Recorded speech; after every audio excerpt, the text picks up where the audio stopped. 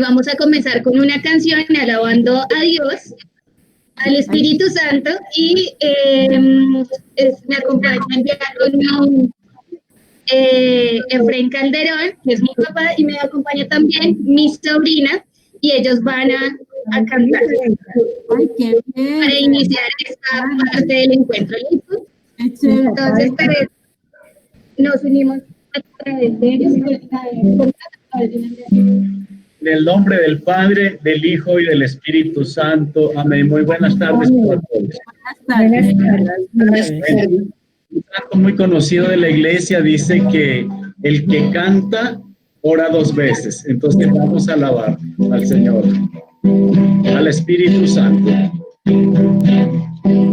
Ven, ven, ven, Espíritu divino, ven, ven, ven, acércate a mí. Ven, ven, ven, ven, Espíritu divino, ven, ven, ven, acércate a mí. Apodérate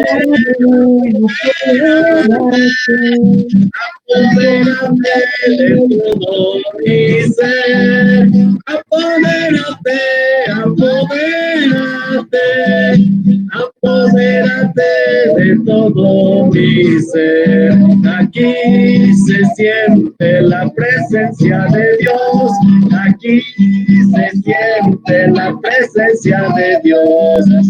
Siento el fuego del Espíritu Santo, siento el fuego del Espíritu Santo, siento gozo, siento paz, siento el amor que mi Dios me da, siento gozo, siento paz, siento el amor que mi Dios me da, y aquí se siente la presencia de Dios, y aquí se siente la presencia de Dios.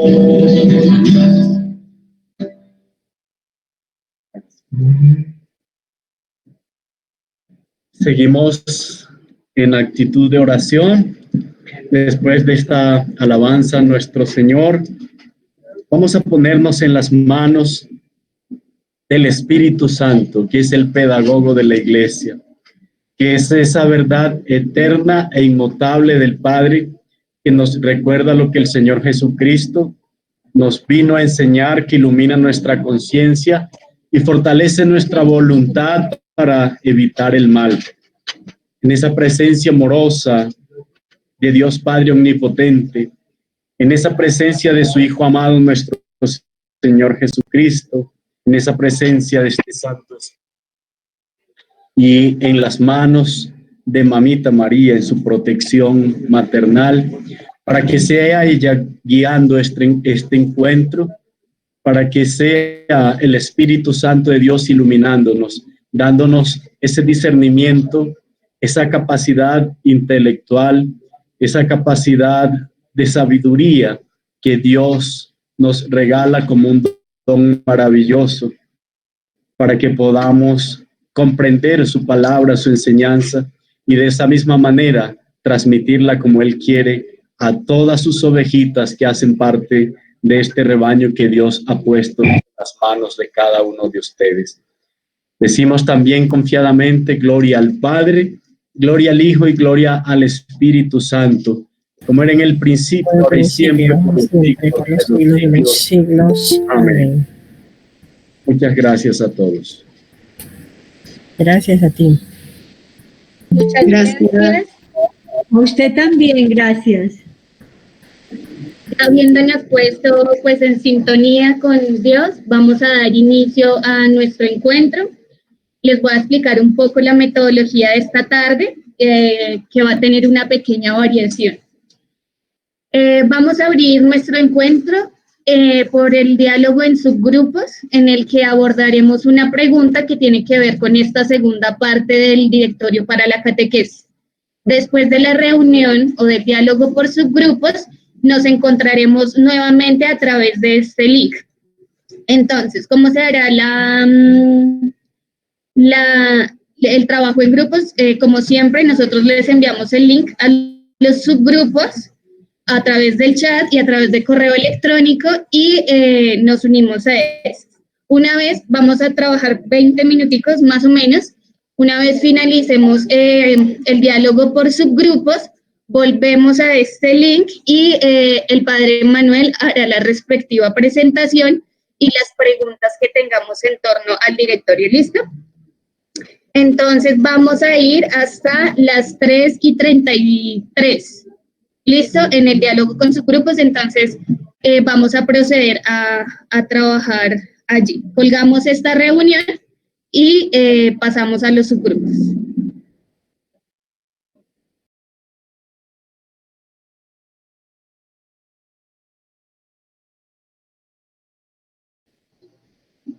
Buenas tardes para todos, para todas. Buenas tardes, padre.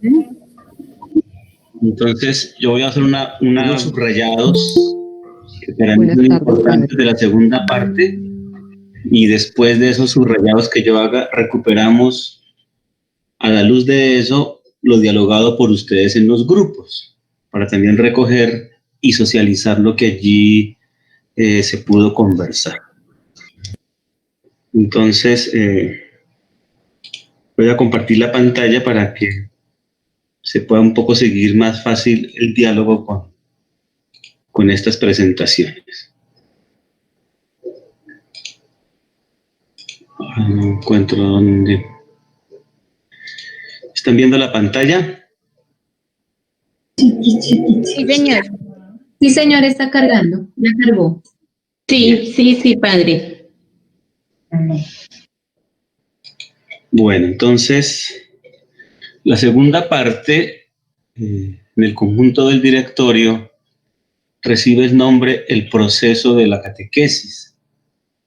Creo que cuando iniciamos esos encuentros, cuando hablábamos de la globalidad del documento, les decía yo que este título es novedoso, porque en este título vamos a trabajar los elementos de la pedagogía, la metodología de la catequesis, los criterios para el contenido, y también aquello que tiene que ver con la catequesis en la vida de las personas, que en el directorio, por lo menos del 97, el título que recibía esa parte era la pedagogía de la catequesis de la fe, y existía el título de la catequesis según las edades y los destinatarios de la catequesis. Ya entonces el título nos comienza a mostrar algo novedoso de lo que se está invitando en este documento. Recordemos entonces que esta parte está dividida en unos capítulos, en 3 capítulos: la pedagogía de Dios, los criterios para el mensaje, el método en catequesis, y la catequesis y los diversos interlocutores. Esos no son los títulos de las partes, sino es como en la introducción de esta parte se explica lo que se quiere trabajar y quiere desarrollar el directorio. Como lo dice el mismo documento, se entra en lo propio de la dinámica catequética. Eso no quiere decir que no se mantenga en la línea de orientaciones y criterios de carácter general, no de aplicaciones, digamos, concretas y ya tan de contexto, porque incluso, como lo dice el mismo texto, sobre todo cuando se habla de la catequesis según las edades, siguen siendo criterios, análisis de carácter muy general que implicarán, digamos, ya a cada uno de nosotros miradas más particulares dependiendo de nuestras propias condiciones y realidades. Como lo dije también en una ocasión, un elemento inspirador fuerte en este documento es todo lo relacionado con la revelación. Recordemos que la revelación es ese elemento que le da esencia, sustento y fundamento no solamente a la evangelización, sino también a la catequesis. Y por eso la catequesis entonces tiene que inspirarse en esa pedagogía de Dios con la que Él se nos comunica, entabla diálogo con nosotros, nos invita a una relación de amistad. Por eso sigue siendo válido y fundamental el criterio que la pedagogía de Dios es la fuente y modelo de la pedagogía de la fe, no solo de la catequesis, sino naturalmente de cualquier pedagogía de la fe. Lo que pasa es que en la catequesis pues, va a tomar unas connotaciones particulares en relación con el momento pedagógico de iniciación en que nos encontramos. Y recordemos entonces que hay que saber ver la relación y la diferencia en lo que se llama el diálogo de salvación con las mediaciones de salvación. El diálogo de salvación es ese diálogo, ese encuentro espiritual que se da entre Dios y nosotros. Es un diálogo, digamos, ya vital, existencial, entre Dios y cada uno. Y las mediaciones de salvación son todas esas mediaciones humanas, eclesiales, que sirven para que se dé ese diálogo, para que se dé ese encuentro. Por eso siempre nosotros solemos decir que, por ejemplo, la catequesis busca el encuentro con Cristo. Pues tenemos que ser conscientes que nuestra mediación es indirecta, que nuestra mediación no puede llegar ya al punto donde se dé el diálogo, porque eso ya es un encuentro, pero sí debe generar todo un ambiente pedagógico adecuado, humano, que invite, que favorezca, que convoque, que mueva y que favorezca el encuentro de diálogo entre Dios y cada uno de nosotros. El directorio, digamos que también entonces recuerda cuáles serían a nivel de principios generales, cómo esa pedagogía de Dios inspira la pedagogía de la fe en la Iglesia y también naturalmente ha de inspirar la catequesis, ¿no? Donde lo fuerte del asunto, digamos, es que nosotros logramos entender que toda pedagogía de la fe debe saber articular de un modo conveniente lo que es la iniciativa de Dios, lo que es la gracia de Dios, lo que es la acción del Espíritu Santo en cada uno de nosotros con la libertad. Podríamos decir que es un encuentro entre el don y la libertad, la llamada y la respuesta en libertad. Eso es a eso, digamos, lo que las mediaciones de salvación deben tener como principio pedagógico fundamental y central. Si la pedagogía subraya y parte del principio que es Dios quien tiene la iniciativa, que es Dios quien llama, que es Dios quien transforma y que invita al ser humano en libertad a acoger esa propuesta, a hacerla suya, a abrir su corazón a la acción del Espíritu Santo, digamos que como colofón de cada uno de estos principios que están aquí, siempre es ese encuentro entre llamado y libertad, don y libertad, gracia y libertad. Que eso no quita que si bien es cierto que el diálogo de salvación es un encuentro entre Dios y nosotros, ese encuentro y esas mediaciones siempre tienen ese carácter eclesial y ese carácter comunitario. O sea, la pedagogía de la fe es una pedagogía en la iglesia, en la comunidad.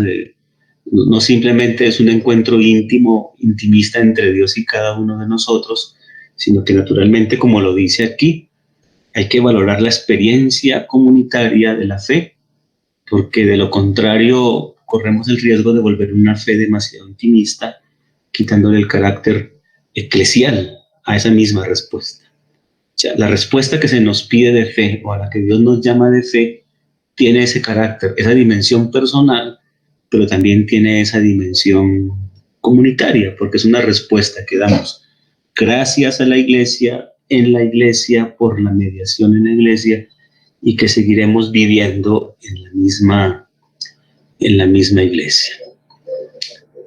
Este texto, cuando habla del proceso de la catequesis, utiliza varias palabras que también nosotros hemos vuelto de uso recurrente y común en nuestros diálogos, en nuestras formaciones y en nuestras reflexiones. Sobre todo aquí, por ejemplo, la palabra proceso, la palabra itinerario y la palabra gradualidad se han vuelto cada vez más comunes para nosotros, y eso ya es una ganancia. Eso ya quiere decir que hemos ido cada vez más inspirando nuestra pedagogía de la catequesis en la pedagogía de Dios, que también es una pedagogía de don, de llamado y de respuesta, pero que también y de libertad, pero precisamente porque respeta también la gradualidad y el ritmo de la persona que en su libertad va acogiendo el llamado del Señor.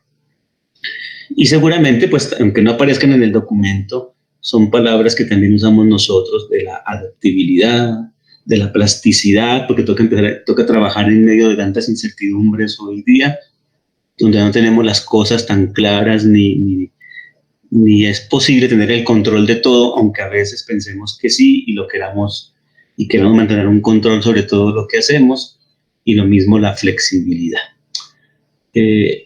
Esto que les voy a decir yo aquí no está en el documento, pero sí es, digamos, como una propuesta que podamos mantener como un concepto común que nos permita articular, digamos, mejor lo que queremos hacer en relación con la pedagogía de la fe, y es entender la diferencia entre proceso e itinerario. De hecho, muchos estudiosos de la catequética nos invitan a asumir esto que yo les voy a decir. Proceso sería todo aquello que acontece en el interior, lo que sucede dentro, lo que sería lo propio del diálogo de salvación. El proceso sería esto que decimos diálogo de salvación, lo que acontece allí entre Dios y nosotros. Y el itinerario sería toda aquella mediación pedagógica humana eclesial que genera un ambiente pedagógico que permita a la persona encontrarse con Dios. Entonces, proceso sería todo lo que acontece interiormente, todo lo espiritual, lo que está llamado a acompañar la catequesis y con el proceso evangelizador, y el itinerario sería toda aquella mediación humana pedagógica, incluyéndonos nosotros como catequistas, ¿no? Y toda la misma vida de la comunidad. Digamos, esto que digo no lo tiene el directorio así definido y así descrito tan en esa exactitud, digamos, como yo lo estoy refiriendo. Pero fijémonos que el título del capítulo, cuando llama el proceso de la catequesis y subraya todo el elemento espiritual interior del mismo, y si asumimos eso que la vez pasada veníamos conversando de una iniciación mistagógica, que es un proceso más espiritual, a eso se refiere este capítulo. El itinerario sería todas las mediaciones pedagógicas, humanas, externas, que prestan un servicio para que se dé ese encuentro de amor, de comunión, de gratuidad, en el Espíritu Santo, entre Dios y cada uno de nosotros. Recuerdo cosas que ya decíamos la vez pasada, precisamente, que el proceso de la evangelización junto con el de la catequesis constituyen una acción espiritual. Están al servicio de ese encuentro, ¿no? De despertar procesos espirituales en la vida de las personas. Valga la pena aclarar que a veces el documento usa la palabra proceso e itinerario casi como sinónimo, y como que no maneja, digamos, esa distinción que yo les propongo. Les propongo que mantengamos esa distinción, que la asumamos, porque la verdad es que la gran mayoría de estudios de la catequética contemporánea aplican esa distinción para ver su verdadera relación y para mantener en el centro, digamos, de la mistagogía, que sería lo propio de la iniciación cristiana, ese proceso espiritual que ha de generarse en cada uno de nosotros y en cada una de las personas. Por eso también fijémonos algo que ya veníamos conversando de la vez pasada, y también por eso le invitamos a que ustedes en el diálogo en grupos conversaran un poco por eso. La catequesis no se concentre solo en la transmisión de los contenidos, sino en el proceso de recepción personal de la fe, porque el acto con el que se expresan mejor las razones de libertad y de responsabilidad que la fe comporta. Fijémonos que es eso que veníamos diciendo, ¿no? Esa pedagogía del don, de la gracia, pero también de la libertad. Y si cabe la expresión también de la razonabilidad, o sea, que la propuesta cristiana resulte razonable al ser humano, o sea, que sea una propuesta creíble, que no lo lleve simplemente a asumir lo religioso como una superstición. Y eso, digamos, es lo que está en reto. Y lo mismo, esa respuesta no es automática, ¿no?, sino que esa fe transmitida y escuchada necesita una recepción, que es la recepción, y que sea interiorizada. Digamos que son todas maneras de volver de una u otra forma a comprender aquello que hablábamos la vez pasada sobre la iniciación mistagógica. Pero también cuando pensamos en ese proceso interior, aquí quizás la palabra puede resultar un poco confusa porque estamos hablando también de lo que hacemos nosotros que a lo que sucede en el interior, pero por eso precisamente pues invito a que lo entendamos así, ¿no? O sea, aquí pareciera que el proceso es algo que hacemos nosotros, o sea, lo exterior y no lo interior, pero el proceso de la catequesis, o mejor dicho, para que suceda ese proceso espiritual interior, la catequesis también debe tener en cuenta el tejido existencial de las personas, o sea, su propia realidad social, personal, cultural y religiosa, ¿no?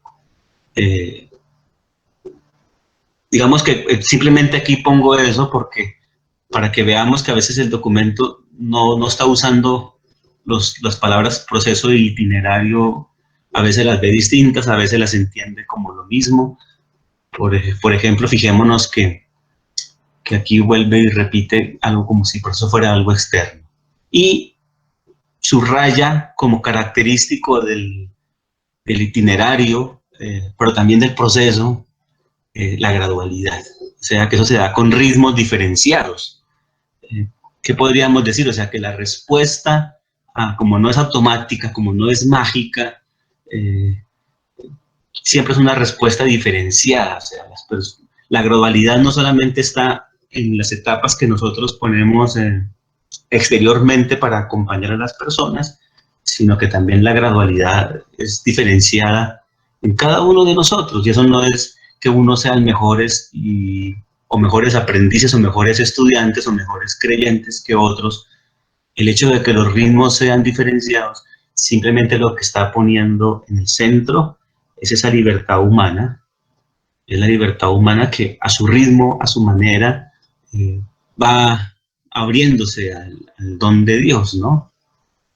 Fijémonos que la gradualidad a veces la pensamos únicamente como que nosotros marcamos unos pasos a seguir y a veces desconocemos que también la respuesta de la persona también es gradual, también es diferenciada con ritmos completamente diferentes. Entonces hay que tener claridad, digamos, para que la pedagogía mistagógica propia de la catequesis responda a este asunto. De hecho, cuando entramos al título La catequesis en la vida de las personas, pues acude, digamos, a elementos que ya todos conocemos y venimos trabajando, que es conocer al interlocutor, como se puede decir, conocer con quién vamos a acompañar. Por eso se dice que el evangelio no está pensado por una persona en abstracto, sino para cada persona real, concreta, histórica, arraigada en su situación y marcada por sus dinámicas sociológicas y culturales y religiosas.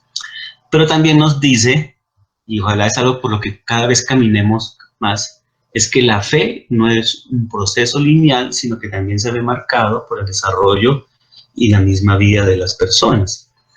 Y aquí también digamos que aparece un elemento importante, y es que muchas veces el proceso humano etario no corresponde con el proceso de la fe, como nosotros a veces solemos pensar, ¿no? Sobre eso volveré ahorita un poco más adelante, cuando serían los componentes de un proyecto catequístico, pero no son ni el crecimiento humano ni el crecimiento de la fe son lineales, son graduales, son diferenciados, no son uniformes idénticos en todos los seres humanos. Digamos que eso, en la medida en que lo apropiemos, yo estoy seguro que eso ya hemos conversado todos, ustedes que manejan su dinámica dentro de la pedagogía salesiana de Don Bosco, tienen, digamos, una facilidad y una sensibilidad mayor quizás que muchos otros para acoger esto. Por eso se va a decir que los caminos de catequesis se diversifiquen en función de las diferentes edades, necesidades, sujetos y estados de vida. Por eso se habla de itinerarios diversificados, itinerarios flexibles, itinerarios abiertos. Esa palabra, por ejemplo, de itinerarios flexibles, abiertos y diversificados, viene desde Aparecida. Aparecida, cuando habla de la iniciación cristiana, acude a esa expresión. Y es una cosa bien interesante porque invita a romper, digamos, la uniformidad como nosotros pensamos y solemos hacer las cosas. Digámonos que en términos del proceso de fe, nosotros podríamos encontrarnos con personas o grupos humanos que están en situación de primer anuncio, con personas o grupos humanos que están en situación de iniciación y con personas y grupos humanos que están en situación de educación permanente, en un mismo grupo, en un mismo contexto, en una misma comunidad, hasta en una misma familia. Creo que eso es una ventaja para poder asumir y hacer cada vez más realidad lo que Aparecida pide allí de itinerarios abiertos, flexibles y diversificados, donde bien o mal, nosotros como pedagogos y como comunidad tenemos claridad de qué queremos, de dónde comenzamos y a dónde vamos. Sabemos que acompañar la libertad, no todas las cosas se pueden tener claras, no todo se puede controlar, no todo se puede dominar. Por eso también nos pide mucha plasticidad, mucha capacidad de adaptación a los ritmos y a las formas diversas de asumir la vida, ¿no? Que a veces nos cuesta trabajo, digamos, nos descontrola el hecho que a veces no sepamos manejar ni tener un control sobre todo, pero digamos que la invitación hoy día es a trabajar en medio de la incertidumbre, ¿no?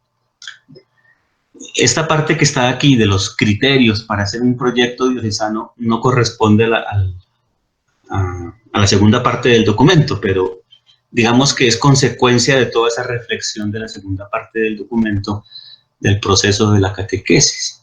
Y entonces nos presenta que si nosotros quisiéramos tener un proyecto diocesano o un proyecto pastoral o un proyecto en una comunidad en torno a la catequesis, como que tengamos presentes esos 4 criterios. Primero, las edades. Naturalmente, las edades siguen siendo un factor necesario, válido y que tenemos que considerar cuando pensemos un proyecto educativo, en este caso catequístico. Pero ya no es el único criterio que entra en juego, sino también entran en juego las etapas del crecimiento en la fe, que como decíamos, a veces no coinciden. En una mirada lineal, uno podría pensar que un adulto que pasó por catequesis de primera comunión y por catequesis de confirmación, ya es una persona adulta y madura en la fe, y entonces lo que necesitaría son pequeños cursos de actualización. Pero ese imaginario está roto, o sea, eso no es que coincida así tan lineal la cosa. Puede suceder que haya personas que sí hayan vivido el proceso de fe casi como a la par, creciendo etariamente, madurando etariamente, como también creciendo y madurando en la fe. Pero sabemos que la condición de muchos adultos nuestros hoy día es de desinterés, de despreocupación, o sea que frente a la fe no están en esa condición de un crecimiento continuo, sino más de primer anuncio. Lo mismo muchos niños y lo mismo muchos jóvenes. Lo importante es entender que no coinciden, que no son necesariamente iguales, aunque nosotros, como lo veremos ahorita, apoyado en un estudioso que piensa estas cosas, a veces pensamos que sí coinciden, y por eso nos ha costado 2 cosas. Esa diversidad de proyectos atenta a la necesidad de las personas en primer lugar, y segundo, entender de modo adecuado qué es la catequesis de adultos. Porque si pensamos que una persona adulta que ya vivió primeras comuniones y confirmaciones y con eso ya es maduro en la fe, pues ¿qué es catequesis de adultos? Talleres de actualización. Cuando la catequesis de adultos tienes que ser una respuesta para que la persona como adulto pueda responder a sus realidades de adulto.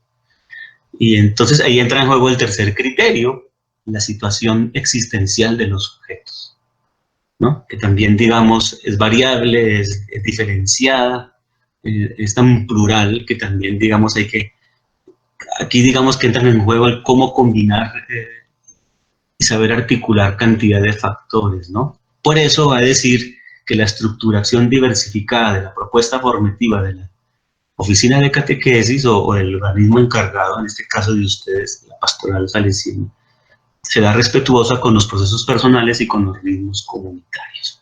Fijémonos eso que subraya el número 423. También las comunidades no tienen ritmos distintos, de apropiación, de maduración, de crecimiento. O sea, no solamente hay que considerar en la catequesis los ritmos de apropiación de la propuesta cristiana por parte de las personas, sino también los ritmos de la vida comunitaria, porque es que la catequesis tiene como fin la maduración en la fe de las personas como de las comunidades. Y nosotros a veces nos hemos quedado simplemente intentando hacer esfuerzos, seguramente muy valiosos, por acompañar personas y hemos individualizado mucho la catequesis y no consideramos los ritmos comunitarios, que también es necesario pensar en qué se encuentra cada uno, porque pues no son iguales, no son unísonos, no son tampoco uniformes. Como les digo, este número 423 está en la tercera parte del documento cuando habla de la catequesis en la iglesia particular, habla de un proyecto diocesano, pero fijémonos que eso es consecuencia de la manera como se entiende la catequesis como proceso. A esto entonces es lo que me refiero. Nosotros todavía seguimos pensando la relación catequesis y transiciones vitales con una mirada muy tradicional, donde pareciera que hay un paralelismo sí, como que fueran del mismo ritmo las edades con el crecimiento cristiano. Entonces, por eso, bautismo para los recién nacidos, un poco más grande la primera comunión, un poquitín más grande la confirmación y más adultos el matrimonio.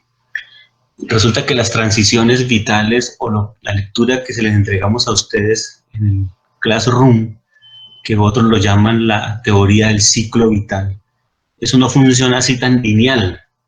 Eso es dinámico, es flexible, es abierto, es un ir y venir. Tanto que incluso cuando se piensa en el adulto, hoy día pensar en el adulto no es una persona que ya llegó, sino una persona que sigue haciéndose. Bueno, espero que hayan hecho esa lectura y por eso la pusimos allí.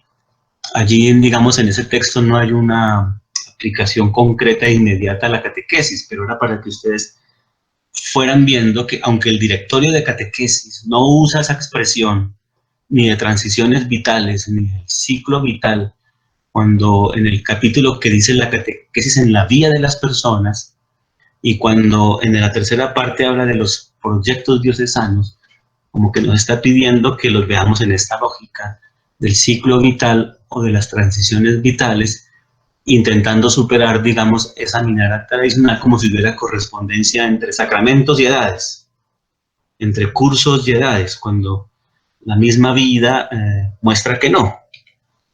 Por eso los invito a que se puedan encontrar este artículo de ese señor David N. Power, que llama El rito de las transiciones vitales, sí o no, del año 2007, pero que recoge toda una discusión que ya venía haciéndose desde el año 1979 sobre cómo entender estas cosas, de los ritos de transición, que en nosotros reciben sacramentos de iniciación, pero eso, digamos que esa estructura lineal y etaria como que entró en crisis. Voy a permitirme leer las frases para que después las podamos conversar. Los sacramentos tienen que ver efectivamente con una transición, pero esta es la de la conversión a una nueva manera de vivir en virtud de un ahondamiento de la fe. Por su naturaleza intrínseca, sin embargo, ninguno de los sacramentos corresponde a una etapa concreta de la existencia humana. En un mundo de significados comunes fragmentados, resulta difícil suponer un compromiso y una conversión, así como un sistema dado de creencias en la práctica de los sacramentos de las 4 estaciones de la vida. Fijémonos que nos está diciendo primero una razón teológica. La razón teológica es que los sacramentos se acompañan una transición, pero es la transición de la conversión. Y segunda, nos está dando también una mirada, digamos, social de la realidad, donde nos está diciendo que no hay una correspondencia entre sacramentos y edades, aunque tengamos necesidad de considerar las edades como un factor que está en juego en todo esto, pero también tenemos que entender nosotros que uno puede comenzar a ser cristiano en cualquier momento y etapa de la vida, no solamente cuando se es niño y no solamente cuando se es adolescente. Digamos, en esta realidad plural, diversa, en la que cada vez más nos movemos unos y otros, si lo ponemos en términos de bautismo, cada vez encontramos personas que, adolescentes, mayores de 7 años, adultos, que no son bautizados, y no es por un descuido de los papás, o por un pecado de ellos, o por abandonados en la fe. Que a veces nosotros cubrimos, digamos, nuestra explicación a partir de allí. Es la realidad. Si la vida humana no es lineal, si la vida humana también entra en juego la libertad, pues también entra en la posibilidad de la libertad de no en la infancia. Y desde mi experiencia de acompañar parejas jóvenes, sobre todo en la Universidad Nacional durante 13 años, para mí era clarísimo eso. Incluso personas que querían casarse pablo-católicos que me decían, pero ¿cómo así?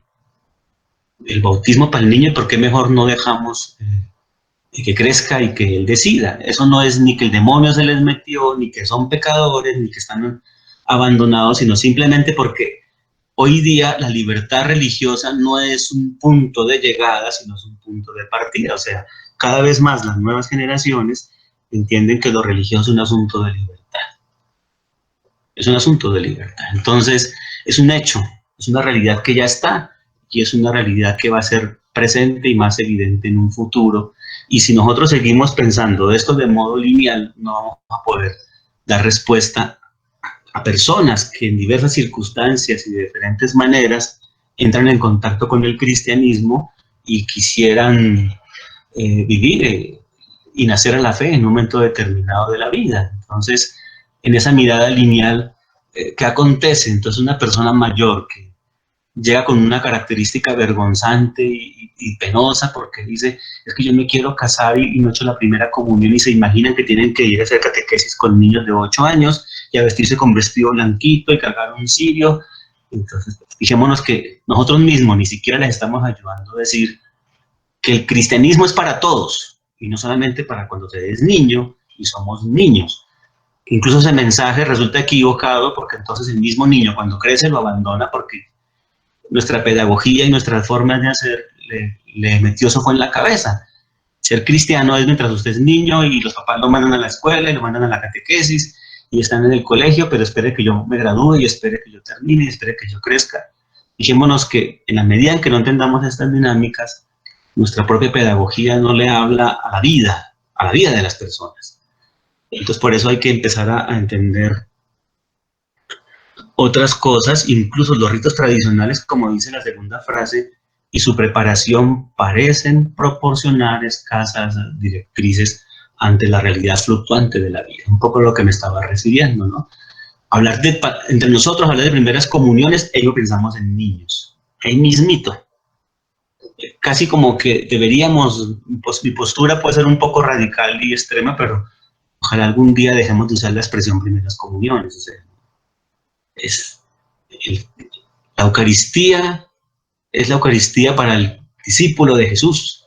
Naturalmente necesitamos formarnos para la Eucaristía, aprender a vivir la Eucaristía, pero llamar esto primeras comuniones y referirlo con la infancia, inmediatamente a muchas personas eso ya no les dice, no les habla, no los convoca, porque su situación frente a la religión es variable, ¿no? Y entonces nos pide también redescubrir el poder de los ritos de iniciación que acompañan la transición a lo largo de un periodo de tiempo dentro de las conexiones actuales. Parece ser un reto para las organizaciones cristianas. Digamos que hay cosas fuertes para pensar, hay realidades grandes para empezar a construir, a imaginarnos y empezar a trabajar juntos, apoyarnos unos a otros. Bien, eso es lo primero, y por eso la pregunta que les hacíamos a ustedes, cómo entiende el directorio la catequesis como un proceso, ¿no? Y lo segundo que les invitamos a conversar y es una frase que viene del documento: todos los creyentes son sujetos activos de la propuesta catequética, no son convidados pasivos o meros destinatarios de un servicio, y por tanto están llamados a ser auténticos discípulos misioneros. Digamos que, por lo menos yo creo que ya la palabra destinatario muchos no la usamos. Ni el mismo directorio del 2020 la usa, aunque el del 1997 sí. No creo, porque pues el destinatario muestra esa condición de un receptor pasivo, ¿no? La palabra interlocutor, tal como está puesta aquí, dice que llama interlocutor a cada uno de los individuos que participan de un diálogo, que ni es dialogan entre sí. Ya toma otra connotación, toma otra característica pedagógica, toma otra manera de estar juntos, pero honestamente yo digo que a veces cuando usamos la palabra interlocutor la pensamos en una sola vía, como que no en esta doble vía en la que está aquí señalado, sino que el interlocutor es el otro y yo sigo siendo el que tengo el poder, la verdad, el conocimiento y lo conozco todo y lo sé todo. Entonces, de todos modos, aunque lo llamamos interlocutor, lo seguimos tratando como destinatario, no como sujeto. El reto es que seamos sujetos todos, sujetos activos. A mí me parece interesante que este directorio incluya esa expresión sujeto en un documento de estos cuando habla de las personas y cuando habla de las comunidades, porque también cuando habla de la comunidad cristiana en el tercer capítulo dice la comunidad cristiana es el sujeto de la catequesis. El ser sujeto nos pone en otra condición, donde nos pone en una condición como seres sociales que ya no participamos de la vida social de un modo pasivo o activo, sino que somos en verdad actores, protagonistas. Entonces ahí nos pone en otra dimensión y en otra forma de pensar la vida, de pensar la iglesia, de pensar la catequesis. Por fortuna creo yo que en el sínodo de los obispos, sobre todo sobre los jóvenes, pero también en el documento Amores Leticia, por ejemplo, el Papa habla que la familia es un sujeto de catequesis. Cuando habla de sujeto de la catequesis no es porque sea destinataria de la catequesis, es porque ella es sujeto, o sea, es protagonista, es actora de la catequesis. Y lo mismo cuando habla de los adultos. Con eso a ver si logramos por fin entender que en esto la dinámica de delegación, sobre todo entre los adultos y los niños, ahí le dejo mi niño para que usted se haga cargo de esto. Y ustedes que trabajan en colegios, pero también en parroquias, saben que esa dinámica de la delegación frente a lo religioso y lo valorativo sí que funciona, ¿no? Entonces, ahí le entrego a mi niño porque yo no sabría qué hacer con él. Si este niño es buen cristiano, es culpa, es o porque ustedes lo hicieron o porque no lo hicieron. Si es una persona de valores, es porque la escuela católica lo hizo, si no, o sea, entonces hemos dejado de ser sujetos todos. Quizás trabajamos mucho por la interlocución, pero todavía hay una lógica mucho de destinatarios. Y la palabra sujeto viene más tomada también desde las ciencias pedagógicas, porque se habla del sujeto educativo, pero quizás es más fuerte en las ciencias sociales, y sobre todo cuando se habla de la ciudadanía, ¿no? O sea, cuando se habla del ciudadano, todos somos sujetos.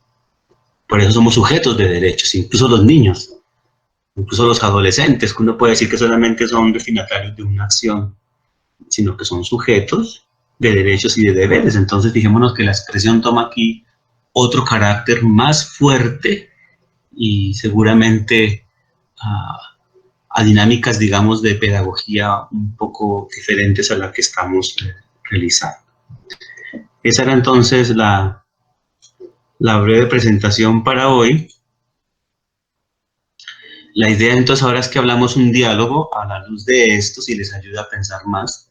Yo como que casi les comparto a ustedes, son mis reflexiones y mis preguntas, más que yo me las sepa todas, sino es lo que yo voy pensando. Y cuando hago el texto, cuando leo el texto es lo que yo me voy preguntando y voy pensando. Entonces, la idea es que entonces escuchemos lo que hablamos, lo que pensamos también cada uno de nosotros y lo que suscita de pronto este día, esta presentación también que hemos compartido hoy con ustedes.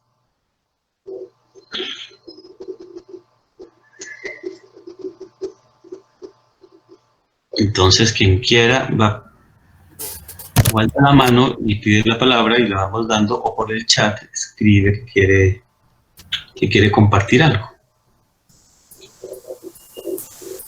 Hola, Padre Manuel.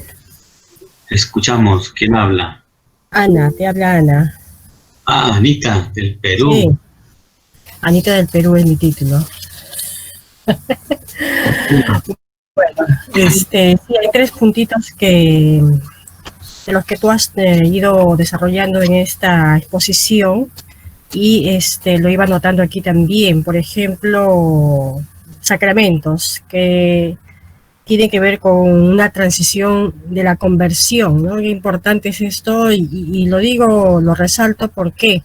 Porque creo que antes estábamos más en función de la transmisión de los contenidos o de la asimilación, más de inclusive de la teoría como tal, que de la propia conversión, ¿no? Y esto quizás ha sucedido también por lo mismo que hemos relacionado esto de los sacramentos, ahí mismo como también tú lo explicabas, relacionado con las etapas de la vida, ¿no? Por ejemplo, el bautismo para los niños, la primera comunión para los chicos que ya están en edad de la primaria y la confirmación para los adolescentes generalmente, ¿no? A partir de menos de los 14 años aquí en el Perú. Y bueno, entonces realmente ir cambiando este modo de hacer la catequesis, pues también es todo un cambio de conversión pastoral que nos toca ir haciendo y ayudar también a otros, ¿no? Luego, hablabas también de la palabra de interlocutor, ¿no? Me gusta mucho esta palabra porque cuando conversábamos en grupo también lo comenté, que dentro de la pastoral juvenil salesiana venimos también empleando ya este término, donde en este caso la persona, el joven sobre todo, es protagonista de su propio proceso de cambio, de ese propio proceso que lo transforma, ¿no? Como está bien también en el lema que tenemos de Don Bosco, ¿no? Buenos cristianos y honrados ciudadanos. Parecía que está al revés, como que primero tienen que ser buenos ciudadanos y después buenos cristianos. Sin embargo, sí tiene toda esa lógica, ¿no? También desde esta mirada, ¿no? Y lo otro que también me llama la atención, o lo digo también, es cuando tú dices que nos hemos acostumbrado de repente a un proceso lineal, pero cuando es un proyecto, digamos así, de formación en la fe, pues pienso que debería de todos modos tener un carácter lineal en cuanto a planificación, más en cuanto a lo que sería ya la ejecución de estos procesos a través de los itinerarios planteados, pues ciertamente no será de carácter lineal, ¿no? Eso. Anita, gracias. De hecho, cuando en Cristo Vive, cuando se piensa con los jóvenes, se dice que miremos a los jóvenes no solamente como destinatarios de la pastoral juvenil, la catequesis, sino verdaderos sujetos de la acción. O sea, no solamente adaptarse a la iglesia como existe, sino ellos también son sujetos de transformación de la comunidad. A veces nosotros pensamos las actividades para que la gente se adapte a nuestras formas, pero nos cuesta un trabajo entender que el asunto es que ellos sean sujetos de la misma realidad, y entonces ahí entra ya con los jóvenes es un poco difícil eso, porque ellos quieren ser protagonistas, como tú lo subrayabas, y ser sujetos de la misma vida de la iglesia. ¿Sí? Juliet pedía la palabra aquí por el chat, entonces Juliet, y luego miramos a otra persona. Muchísimas gracias, padre, y buenas tardes a todos. Bueno, sí, padre, muy interesante toda su charla, pero resalté 3 elementos que me parecen fundamentales y que me llevan sobre todo a reflexionar en la tarea que tengo como catequista. La primera, esa diferencia que usted hacía, que de pronto yo la había leído, la había interpretado un poco mal, entre lo que es el proceso y el itinerario. Entonces, cuando su merced mencionaba ese proceso, lo que es el proceso, ¿qué es lo que acontece en el interior? Mi diálogo directo, el que yo tengo con Dios, ¿no?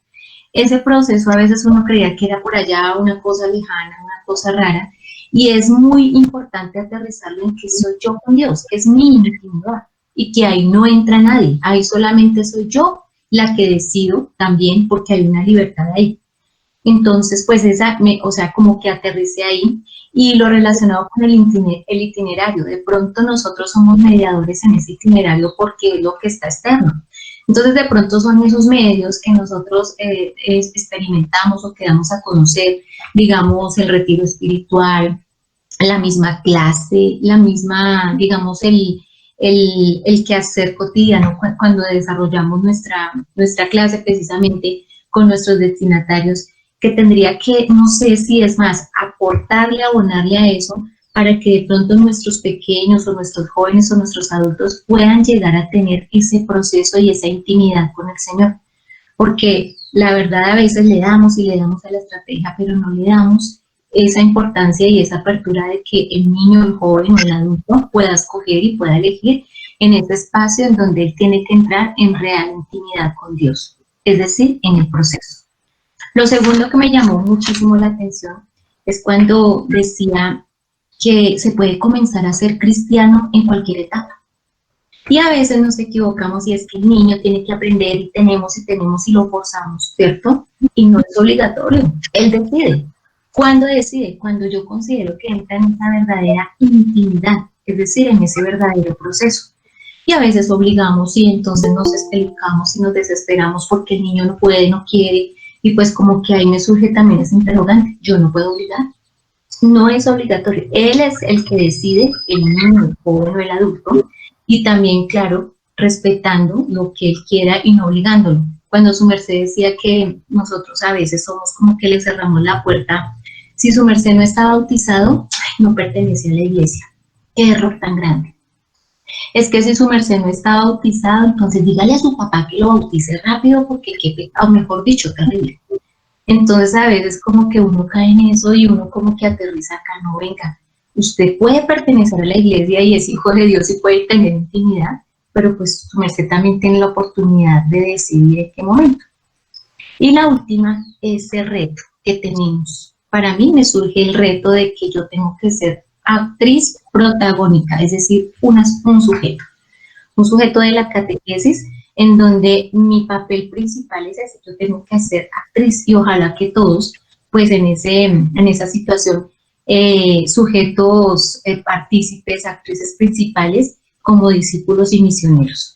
Entonces, pues me surgen esos tres interrogantes y muchísimas gracias por dejarme con esa gran expectativa. Muchas gracias, Padre. Bien, a lo que tú dices solamente un añadido sencillo. En el Classroom hay un video que elaboraron Yari y Joana, donde hablan de proceso y itinerario, para que lo vuelvan a mirar, vuelvan a revisar. Eso está tomado de un autor francés que tiene un librito pequeñito que se llama Itinerarios en Catequesis. Para que, eso que tú estás subrayando, para que lo vuelvan a mirar allá en el Classroom, porque da como más pistas para seguir ahondando en esos conceptos. Bien, Sí, claro. a De Luis hecho, Fernando. Julián, gracias. Sí, gracias. Padre, el padre Luis Fernando Velandia nos había pedido la palabra. Sí, ya aquí estaba mirando para dar. Luis Fernando Velandia.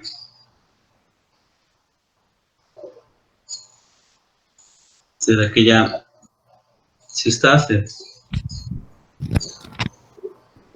Parece que no está en este momento, padre. Bueno, entonces, Isabel Rodríguez. Padre, buenas tardes. Pues es algo pequeñito lo que voy a aportar, es pues con respecto a lo que se está hablando del ser sujetos, ¿no? Realmente cuando nosotros buscamos que los jóvenes o que las personas que están haciendo ese camino de fe pues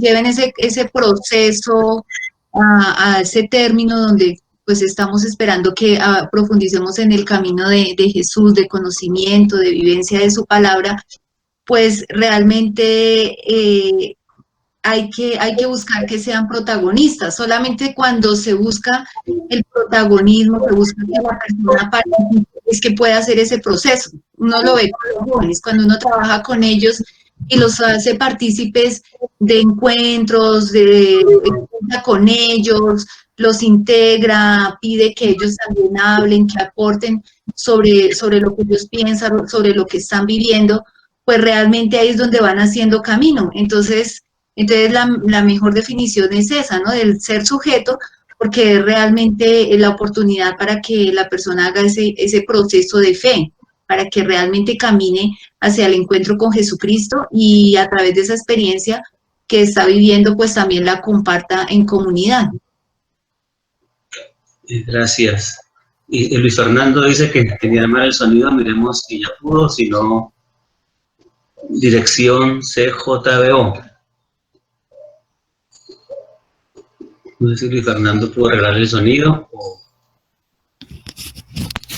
Dirección CJBO también es el padre de Luis Fernando. Pero bueno, entonces... Yo creo que sigue con problemas. Dice que no funciona, sí, señor. Qué mala suerte porque...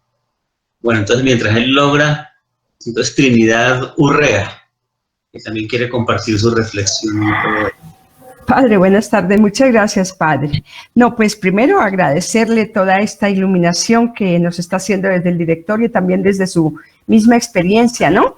Entonces, pues yo pensaba en este momento, para mí la palabra interlocutor me dice mucho porque pues es decir, se entiende en doble vía, ¿no? El que conversa, el que está a nivel circular, no se concibe, digamos, como una verticalidad, sino una circularidad más bien, ¿no?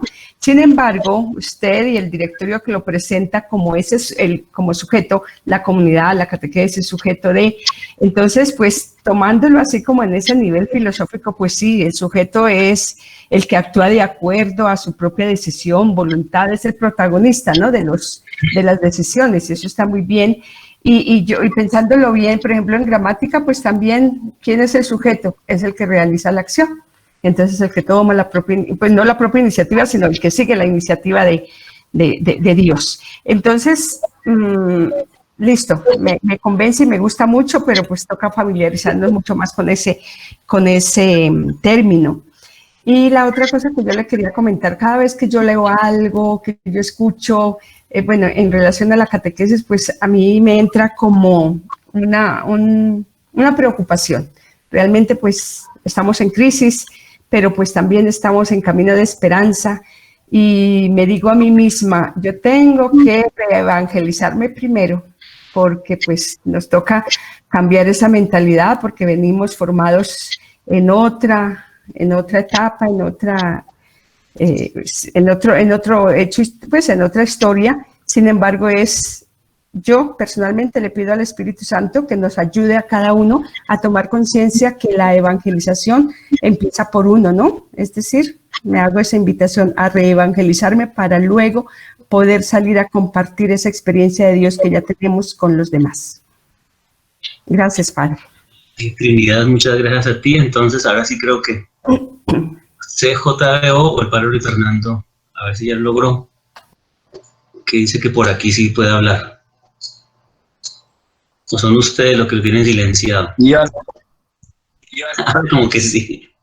Por fin, las hermanas que no me querían dejar hablar, padre, pero no pudieron.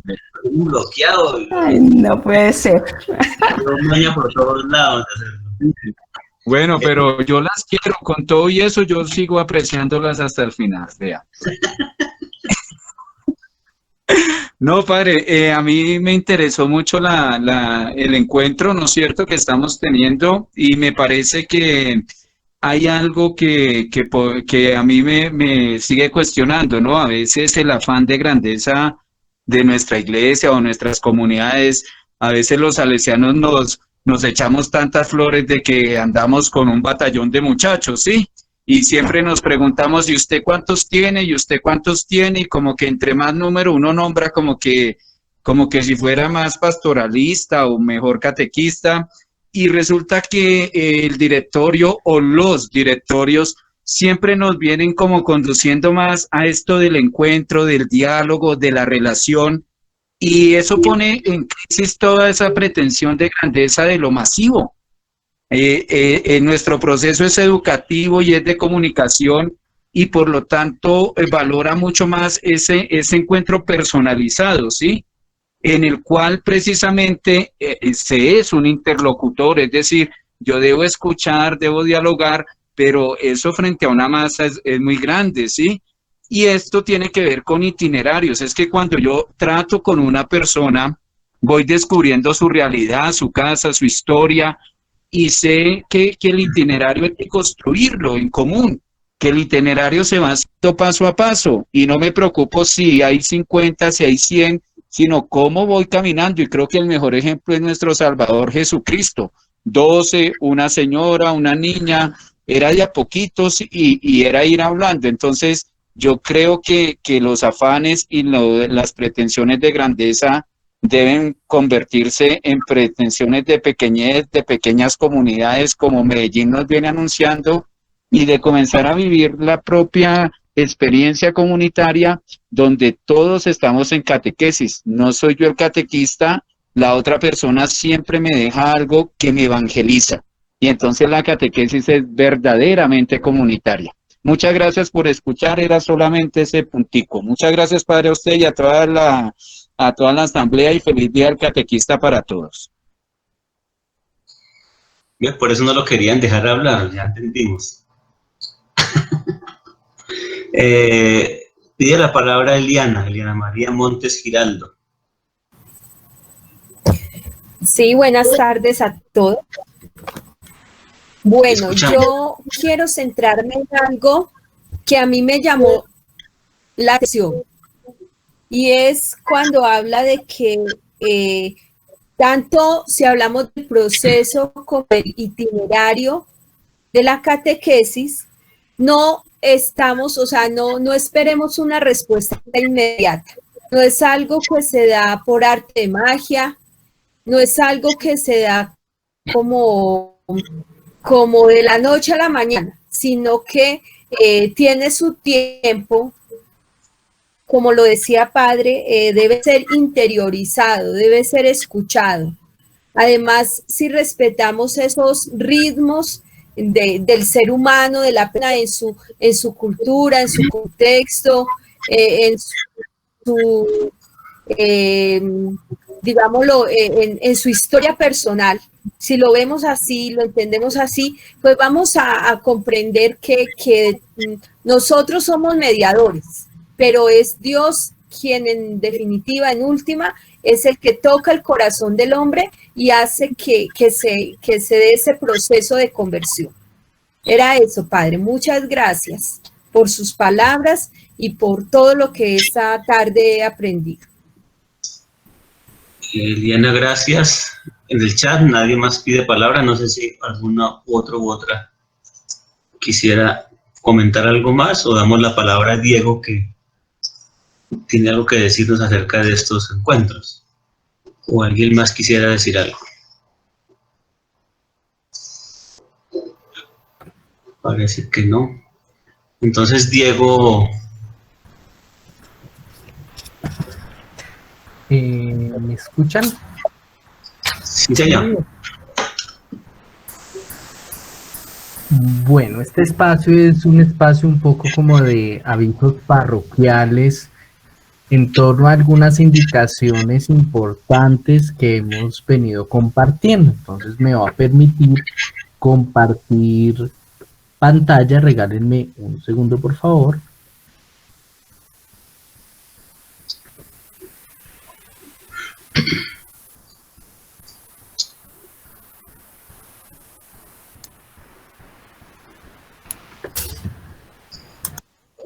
¿Ya aparece la pantalla? Sí. Perfecto.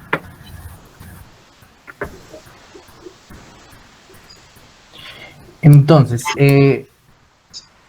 estas indicaciones nosotros las compartimos el 14 de agosto por medio de un correíto, pero queremos aprovechar este espacio sincrónico para volver a algunos aspectos que son importantes. Entonces les presentamos que en primer lugar, si bien las actividades que nosotros proponemos semana a semana en la plataforma Classroom no son calificables, sí son necesarias para que logremos desarrollar los objetivos propuestos al inicio del curso.